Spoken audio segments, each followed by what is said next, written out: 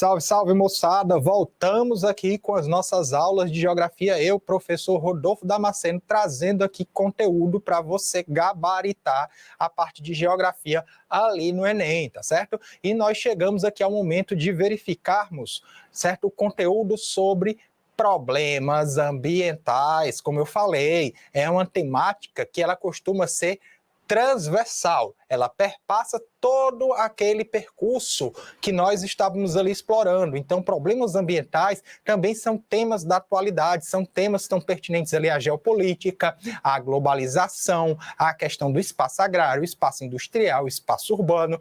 Cara, dá para você pegar vários assuntos dentro da geografia e relacionar com o meio ambiente, com problemas ambientais.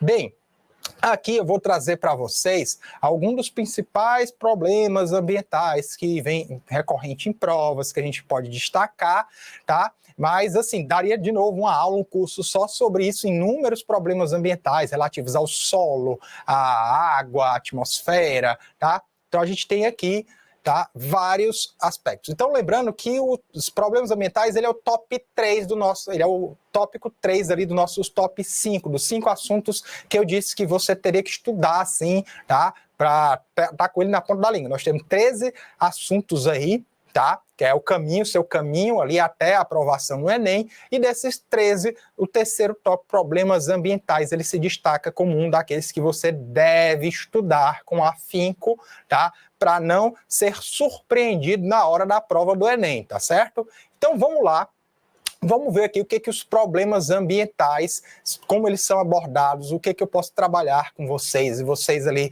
começar a ter um início ali, vislumbrar para onde ir nesses estudos de problemáticas ambientais, tá? Solo. Começando com o solo. Lá na geografia, do primeiro ano do ensino médio, vocês vão estudar com ênfase a chamada geografia física, tá certo? E na geografia física, em algum momento, vocês vão entrar numa área chamada de pedologia, que é o estudo dos solos, tá certo? E aí, vai mostrar lá como é um solo formado, processo de pedogênese, que é o processo de formação do solo, isso é bem geografia física pura, tá? E aí, vamos lá, o que é o solo, tá? O solo é uma camada mais superficial aí da crosta terrestre, tá? E é comumente chamado de chão, de terra, tá certo? E é essa camada aí que ele é um elemento natural e de fundamental importância para a vida de inúmeras espécies, por exemplo, as plantas. Então daí você já percebe a importância desse recurso, porque se eu tenho uma degradação do solo, eu vou afetar o quê? Esses organismos vivos, que são as plantas, as vegetações, alguns animais, micro-organismos que vivem no solo, tá certo? Então, você percebe que os solos aí, muitas vezes não falado em problemáticas ambientais, mas ele é a base de vários elementos da natureza, certo? E as plantas, a vegetação, como a gente vai observar mais à frente, dependem dele, tá certo? Vocês já devem ter visto esse desenhozinho aqui, ó, esquemático, tá? O solo, ele é muitas vezes apresentado aqui no perfil esquemático de horizontes do solo, tá? Sendo que o solo O, A e B, até o B, são solos mais importantes para a agricultura, porque eles são aqueles ali mais férteis, tá certo? Professor, explica melhor esses esquemas aqui, olha. O solo, ele vai se diferenciando as suas camadas, as suas características, à medida que ele se afasta da chamada rocha matriz, que aqui no esquema, ele se apresenta com a letra R, rocha não alterada. Não alterada é a rocha, quando você cava o solo, chega a uma certa profundidade que você vai encontrar a rocha que deu origem àquele solo. Certo? A origem do solo é dada por um processo chamado de pedogênese, certo? Pedogênese é o processo de origem daquele solo. O solo é derivado da rocha que foi decomposta por processos intempéricos. Eita, professor, está começando a complicar. Vamos lá. Processos intempéricos pode ser o intemperismo físico, o químico e o biológico. Vamos explicar cada um. O intemperismo químico é aquele ali mais associado à água. A água vai dissolvendo o material rochoso, tá? Então, em ambientes mais úmidos, o intemperismo químico ele é mais atuante, tá certo? Ele vai degradando a rocha através da dissolução dos sais. Já o intemperismo físico, por exemplo, a gente pode pensar na temperatura, certo? Altas temperaturas fazem o material rochoso dilatar, micro-rachaduras dilata pouco, causa micro-rachaduras, essas micro-rachaduras vão se juntando a outras ao longo do tempo e aí a rocha vai quebrando, vai se desfazendo, tá? Então, deixa eu passar aqui. Opa. Pronto. Então, você tem a rocha ali, certo, se desfazendo por causa das altas temperaturas. E aí, à noite, quando a temperatura esfria, esse material rochoso vai se contraindo, perde calor para a atmosfera, e aí ele também se contrai nesse expansão e contração, ele acaba quebrando esse material. Então, a rocha pode se formar através do intemperismo físico, tá? E aí, nesse caso, a gente teria ambientes mais quentes e secos, o intemperismo físico estaria atuando com maior intensidade, tá?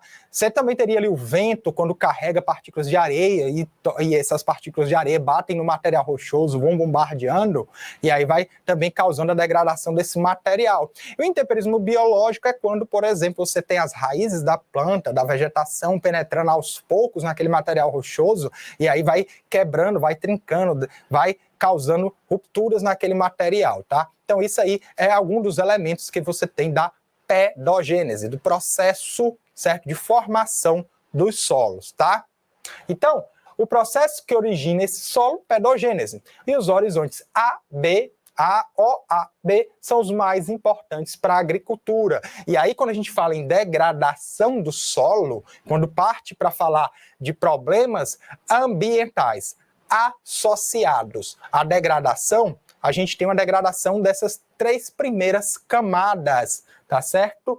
O horizonte orgânico em decomposição, o A, o horizonte mineral com acúmulo de humus, e o B, horizonte de máxima expressão de cor, agregação de concentração de materiais removidos aqui do horizonte A e do E, tá? É aqui que você vai ter estabelecida a vegetação, as suas raízes vão se dar, tá? E aí a gente vai perceber que quando ocorre essa degradação, essas camadas ficam ali comprometidas, tá? E vamos lá, um dos processos de degradação do solo, dos mais sérios problemas da atualidade, ocorre em várias escalas no mundo afora, tá?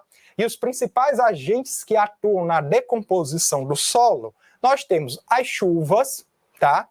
Os ventos, os animais e, por último aqui, o ser humano, nas suas atividades antrópicas, desde a agricultura, pecuária, do crescimento e expansão do tecido urbano das cidades, quando se vai construir indústrias ou até mesmo grandes represas que vão alagar imensas áreas, e aí você está fazendo o solo ser coberto por água. Então você tem essa situação de degradação, tá certo?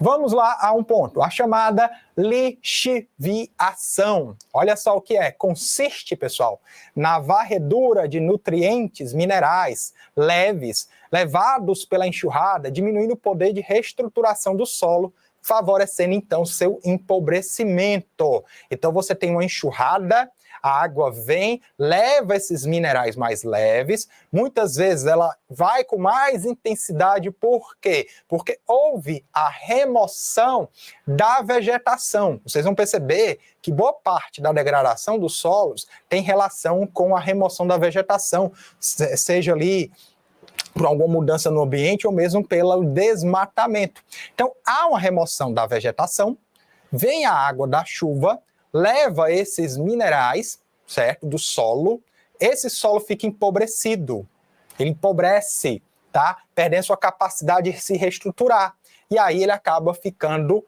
pobre. Aqui é um exemplo na foto de um solo que sofreu essa lixiviação. Você percebe ali, ó, que ele vai perdendo toda a sua estrutura, a água aqui, ó, sendo levada, levando os nutrientes, tá? Então esse solo ele tá ficando pobre, tá? laterização é outro tipo de impacto de problema ambiental referente ao solo.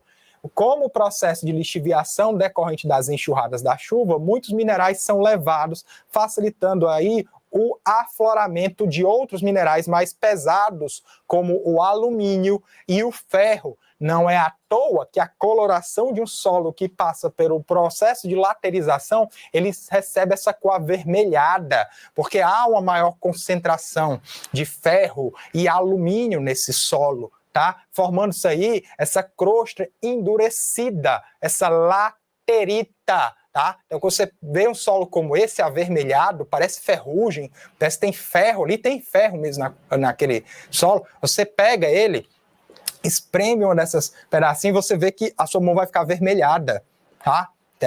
De ferrugem, como se fosse ferrugem, sabe? Quando você pega o ferro, aquele ferro enferrujado e suja a sua mão, a mesma coisa acontece aqui. E isso vai inviabilizar a fertilidade deste solo, tá? Já prejudica aí a prática da agricultura, tá certo?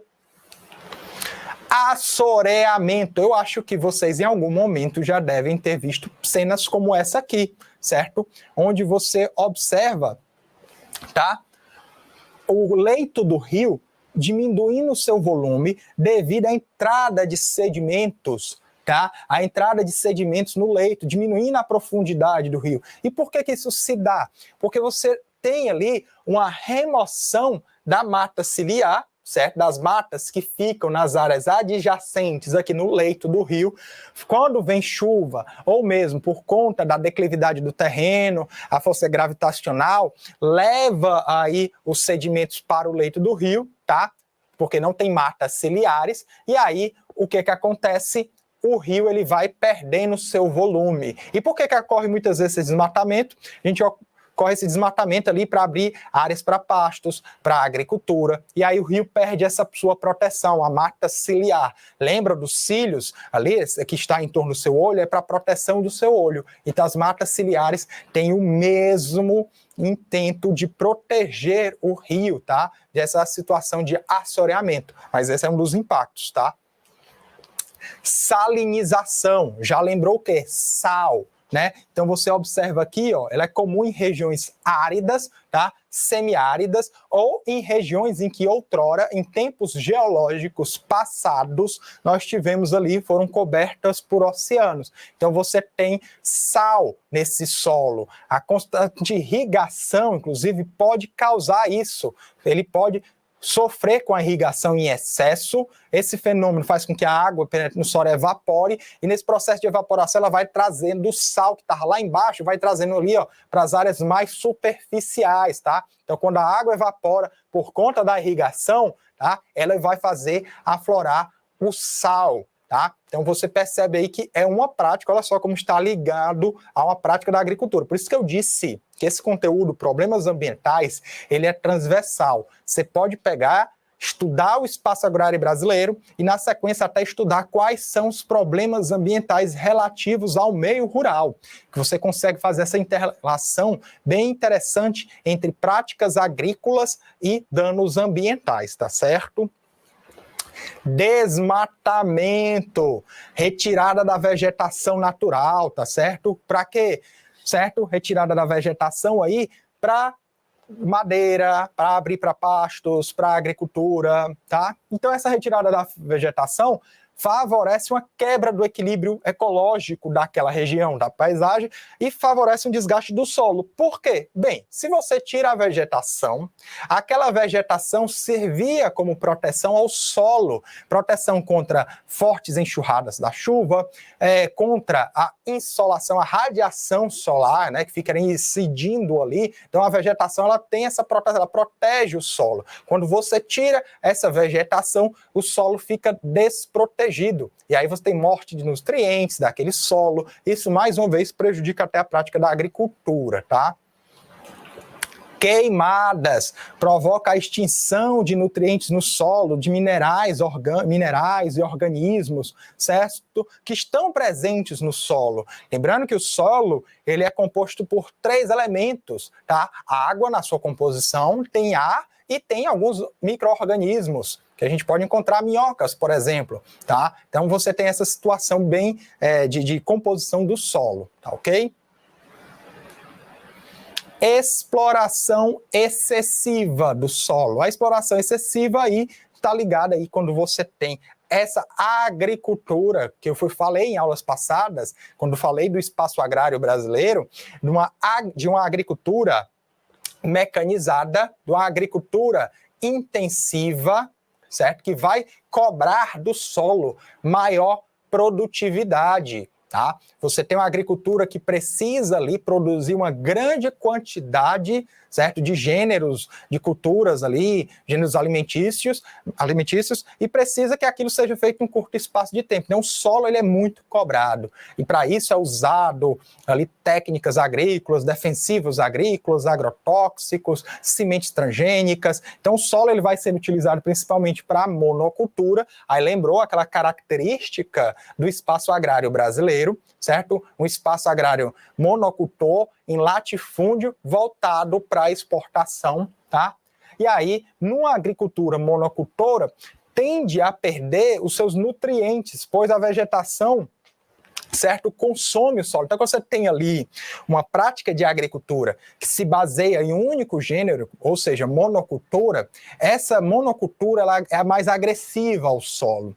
Não é à toa que nos últimos anos vem se estudando aí práticas de agroecologia, né, de você fazer uma cultura onde você observa ali que existe não só a rotação de cultura, mas que você cria ao mesmo tempo gêneros alimentícios no mesmo espaço para diminuir o dano ao solo, tá certo? Então essa exploração excessiva, tá, é um dos elementos aí que existem na degradação do solo.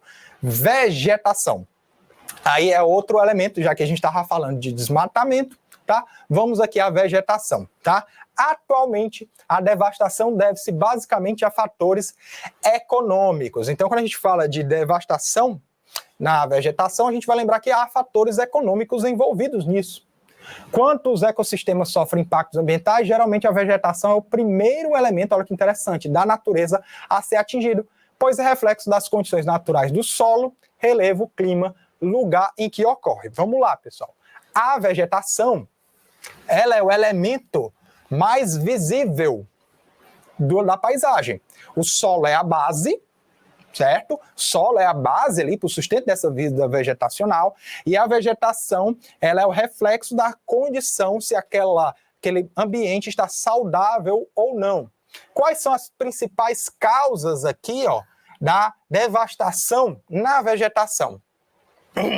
Extração de madeira, muitas vezes aí para o comércio, né, madeiras nobres ali, instalação de projetos agropecuários, tá? Então, quando você abre grandes extensões de terra para pecuária e para agropecuária, para agricultura, lembrando de novo que uma das características do espaço agrário brasileiro tem a agricultura extensiva, grandes extensões de terra voltado para a produção. Então você tem aí a instalação de projetos agropecuários que vão demandar a retirada da vegetação, tá?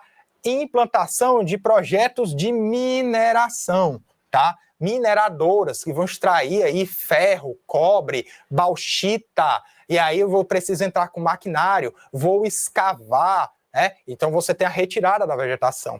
Instalação e expansão de garimpos, muito aqui no Brasil, garimpos ilegais também danificam o meio ambiente, colocando elementos químicos na natureza, tá? A gente tem aí, no caso, até contaminação do lençol freático para o uso desses elementos químicos. E aí, ó, pode ser até uma questão de química, cai aí alguma coisa fazendo relação química e meio ambiente.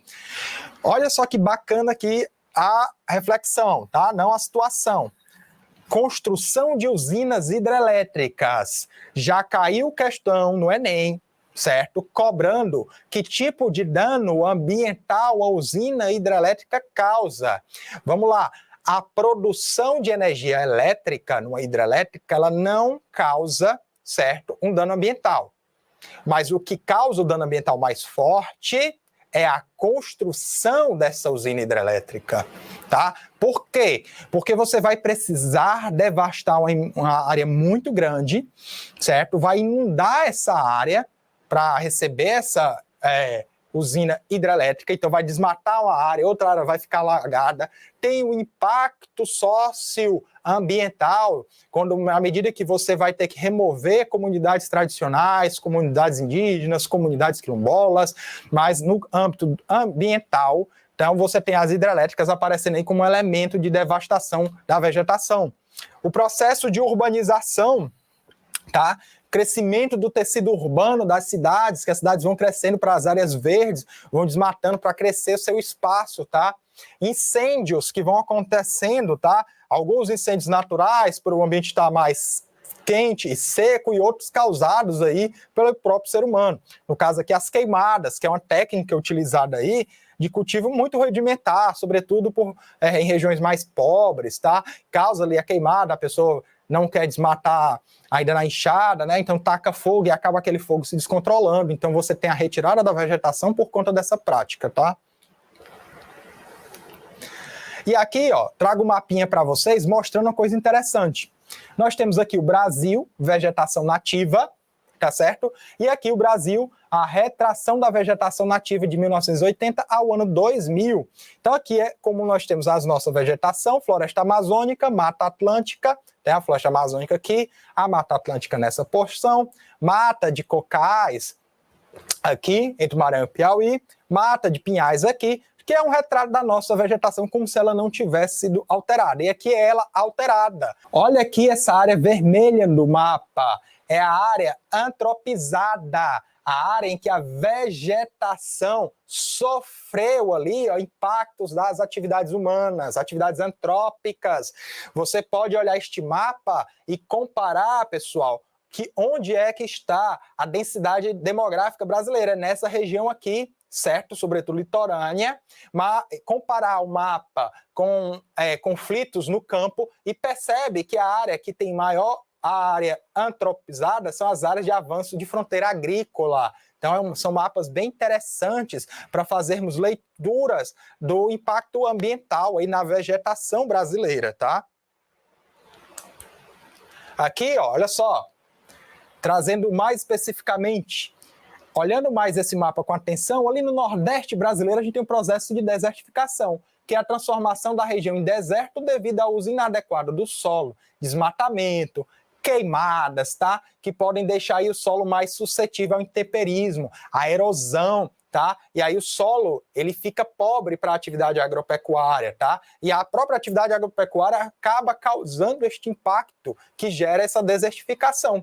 Aqui, ó, nessa região que eu já falei para vocês inúmeras vezes, a fronteira agrícola com gado e a soja, o avanço da produção agropecuária sobre o meio natural.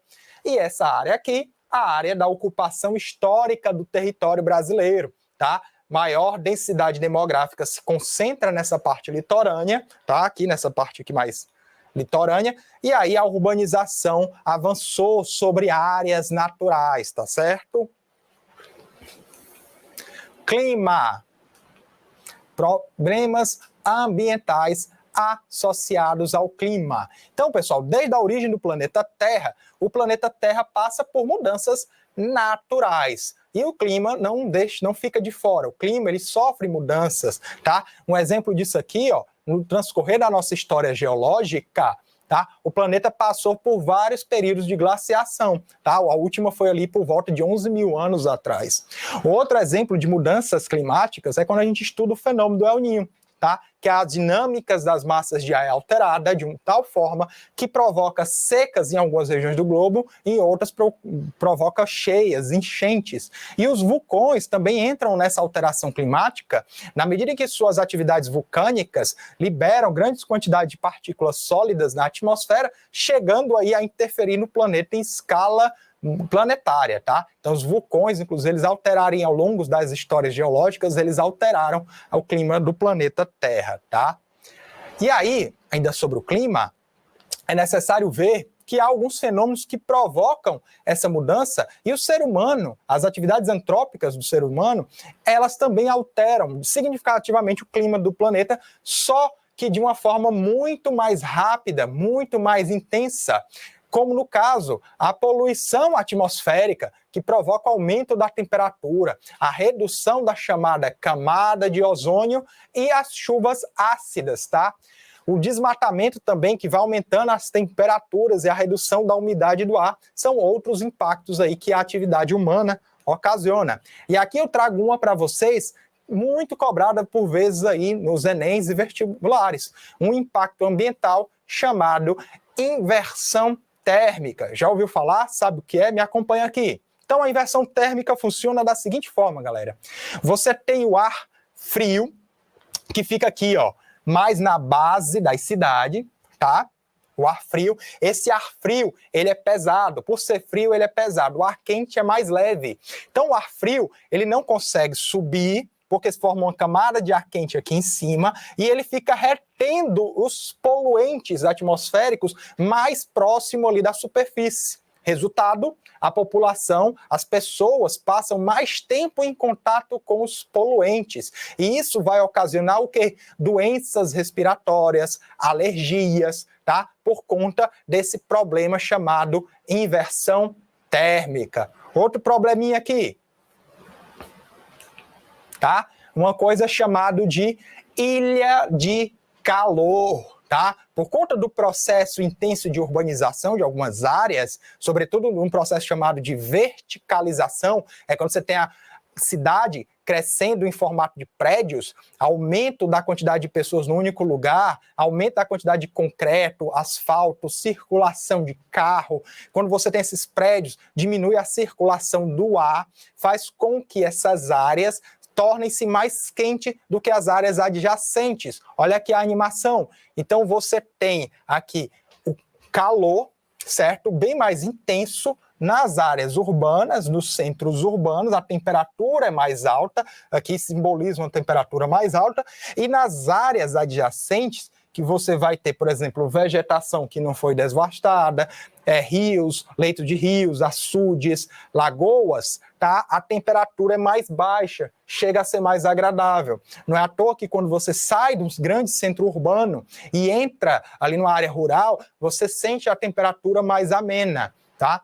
Então você tem aqui a ilha de calor, que é um problema ambiental ocasionado aí no âmbito do meio urbano, tá certo? E por fim aqui os recursos hídricos, tá? Por conta da impermeabilização do solo, por conta do concreto, do asfalto, da redução das áreas verdes e do aterramento de leitos de rios, tá? Quando chove, a água não tem para onde ir, causando essas enchentes que vocês cansam de ver no início do ano. Quando a gente tem aqui a quadra chuvosa, fica muito intenso o período de chuva e a água não tem para onde escorrer, tá? Causando aqui, ó, as enchentes, tá? E o crescimento desordenado da cidade, falta de infraestrutura urbana, fizeram com que o saneamento não acompanhasse o crescimento da cidade, a ponto de você ter o quê? Esgoto sendo despejado em lagos, lagoas, tá? E aí você tem aí um problema, né, da poluição dessa água, dessa contaminação da água, tá? Então isso aí são problemas relacionados à parte dos recursos hídricos, tá certo? E aqui um mapinha mais geral, para a gente ver isso em escala planetária. Olha só, mares e lagos poluídos. Observem a localização dessas áreas de poluição, tá? Temos aqui, ó, próximos à costa, tá? Bem próximo também das grandes cidades que estão aí na parte litorânea dos seus respectivos países e continentes.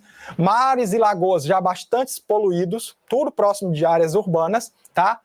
Descarga no mar de objetos urbano industrial, são esses pontinhos aqui, tá? E eu quero que vocês percebam, e esses outros pontos aqui mais espaçados, ó, que ligam um continente ao outro, sabe o que que é? Área de poluição, certo? De circulação aí dos petróleo, né? Área poluída pela circulação de petróleo dos navios. Todas essas áreas aqui que vocês estão vendo são áreas de circulação de navios, certo? E aí eles vão despejando ali óleo, graxas, essas coisas por conta dos seus motores. Então você tem esse rastro de poluição. Sem falar que a gente ainda tem um problema do plástico nos oceanos, que é muito intenso, tá? Então a gente já tem os oceanos aí tomados de plástico. Isso aí são alguns dos problemas ambientais que nós enfrentamos na atualidade. É isso aí, se você gostou dessa aula, deixa seu like, seu comentário e aguente firme, porque nós temos a próxima aula com a resolução de questões a respeito da temática. Até a próxima, pessoal!